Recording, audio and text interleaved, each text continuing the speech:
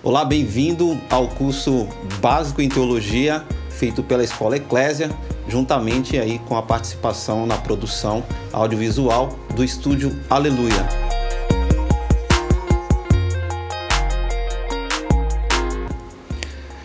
Hoje nós vamos falar principalmente sobre como vai ser a didática e o que é teologia.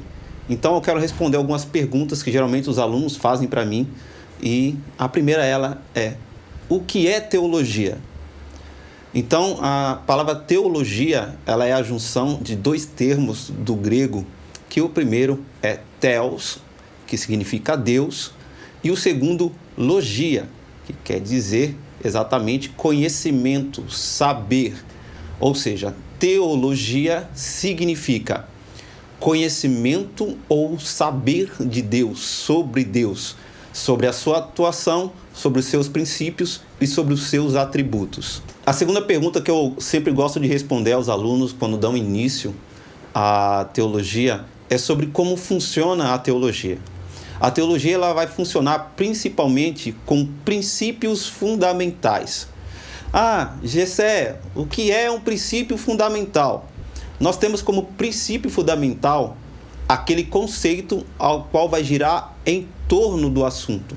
Vamos dar um exemplo. Por exemplo, quando nós falamos sobre medicina. A medicina, ela vai falar, por exemplo, um cardiologista. Então, o princípio fundamental vai ser cardio, que significa coração. Ou seja, ele é um especialista em doenças do coração. Então, nós sempre vamos falar, por exemplo, como pecado. Pecado, na Bíblia, nós vamos estudar a partir do princípio fundamental do pecado. Qual é o princípio fundamental do pecado? É quando se deu início. A partir disso, nós vamos para a segunda característica, que é: quais são as primeiras citações referente ao pecado? Pecado do grego vem de amartia. Ok? Então, a partir das primeiras citações e do princípio fundamental estabelecido, nós começamos um estudo sistemático a respeito de amartia, pecado. Já quando falamos, por exemplo, de salvação, nós vamos ter soter. Soter significa libertação, salvação, preservação. Ou seja, uma única palavra tem três significados, muito diferente da nossa língua portuguesa. Então, quando nós falamos de soter, nós vamos estudar exatamente os três aspectos dessa mesma palavra. Vamos estudar a sua origem, ou seja, onde se deu origem à salvação. Por que é necessário a salvação? Quando se deu a necessidade da salvação? E, principalmente, qual é o propósito da salvação? Então, esses são os princípios fundamentais da teologia. Terceira pergunta que sempre os alunos fazem muito. Professor, é verdade que a letra mata? Não, a letra não mata, ok? A letra não mata, o conhecimento não mata, o que mata realmente é a arrogância e a soberba. Então, Deus ele nos ensina, ele nos estimula a conhecer a Ele. Lembrando que teologia é conhecimento de Deus, saber de Deus. Então, ele vai falar que nós devemos conhecer a Ele e prosseguir em conhecê-lo. Através do profeta Oséias, ele vai falar uma frase que é muito interessante, que todos nós costumamos a repetir, né? O meu povo, ele perece por falta de conhecimento. Nas linhas subsequentes, ele vai falar exatamente o seguinte: porque vocês, ou porque vós, rejeitaste o conhecimento, eu, o Senhor, também os rejeitarei, para que não sejas sacerdote. Então, um dos princípios fundamentais que Deus sonda os corações é o nosso desejo em conhecê-lo, a nossa ânsia em conhecê-lo. E sabe por que é tão importante nós conhecermos a Deus? Porque é impossível apresentar a alguém uma pessoa que nós não conhecemos. Então, é de fundamental importância nós conhecermos aquele a quem nós queremos anunciar. Quando não, corremos o risco elementar de apresentar um Deus não desconhecido, mas que não existe. Então, o estudo da teologia, ele se faz necessário para todo cristão e para toda pessoa a qualquer nível de conhecimento ou qualquer nível de influência dentro do reino de Deus ou dentro da eclésia, da igreja. Então, o meu toque para você é: conheça e persista em conhecer este Deus a quem você quer tanto apresentar às pessoas. E principalmente, conheça o Deus que te salvou. O próximo passo que eu quero falar é: qual é a grade desse curso? Esse curso, eu vou receber um certificado.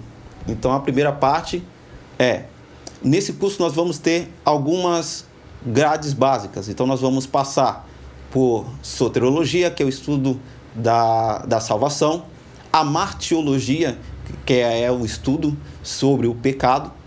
Nós vamos passar por uma teologia do Antigo Testamento, uma teologia do Novo Testamento, teologia sistemática, e nós vamos falar um pouco também sobre missiologia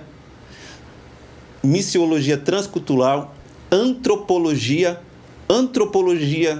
cultural e transcultural, e principalmente nós vamos falar um pouquinho sobre cristologia.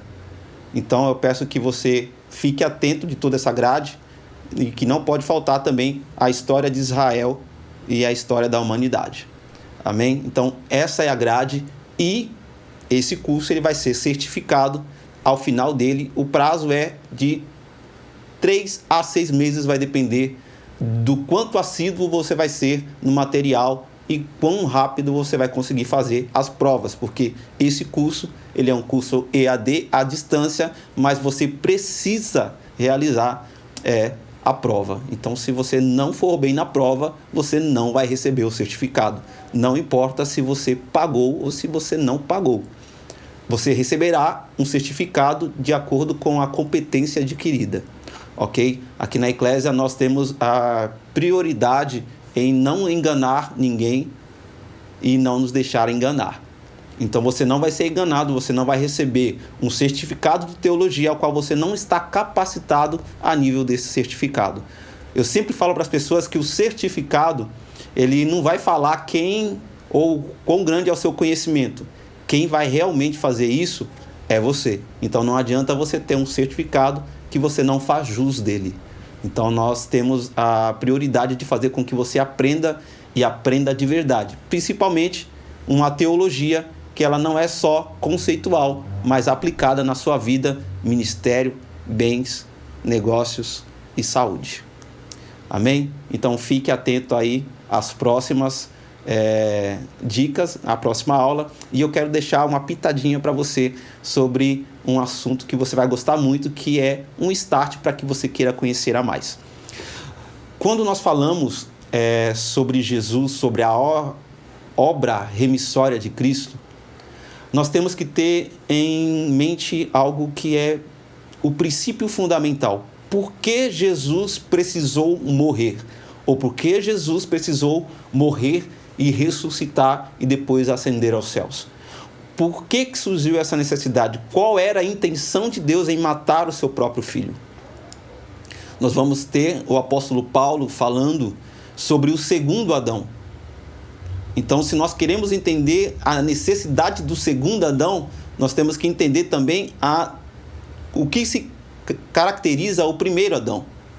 Então, nós temos duas concepções de vida básicas que nós temos conhecimento. A primeira é chamada de hiloplasmática. A concepção hiloplasmática, ela consiste em hiloplasmática, a matéria gerando vida. Quando nós falamos de hiloplasmática, nós falamos de uma matéria, o ser humano através do seu DNA, dos seus órgãos, da sua vida, matéria, gerando novamente uma matéria. Essa é a concepção que todos os seres humanos hoje temos, assim que nós nos multiplicamos. A segunda concepção é a concepção original. Deus, quando fez o primeiro Adão, ele formou do pó da terra, argila, o barro, E dentro desse barro ele soprou vida, ou seja, dentro do primeiro Adão havia vida dentro do barro. Quando nós temos agora Jesus, a concepção de Jesus, ela é exatamente parecida, ou se não, posso dizer igual, porque Deus novamente está dentro do barro, Maria. A concepção de Maria, ela é chamada de bioplasmática, onde bio, a vida, gera novamente vida. Então, assim como no início, Deus gerou vida no barro, Deus também gerou vida em Maria, no barro. Jesus e Adão foram os únicos homens 100% homem. Você e eu, nós não somos 100% homem. Por isso que Jesus ele vai ser chamado 100% homem e 100% Deus. Porque a origem do homem é igualitária e a obra de Jesus Cristo é uma morte substitutiva e um sacrifício igualitário. Por isso que o sacrifício dele foi aceito por Deus como sendo completo. Deus te abençoe e até a próxima. Shalom. Shalom.